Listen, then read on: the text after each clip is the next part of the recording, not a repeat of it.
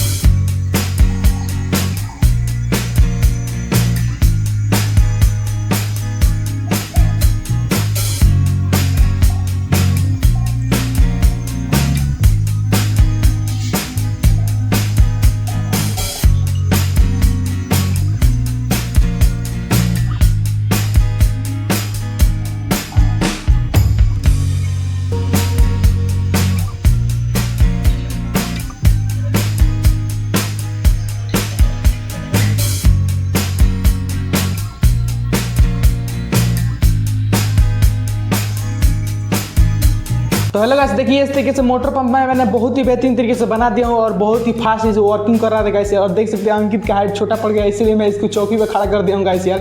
तो चलिए इसको मोटर पंप देते हैं। लो यार इसको मोटर पंप लो। तो चलिए इससे पूछते हैं मोटर पंप कैसा लगा। अच्छा लगा, कल स्कूल में लेके जाएंगे और सर को दिखलाएंगे। तो चलिए गाइस इस वीडियो को एंड करते हैं।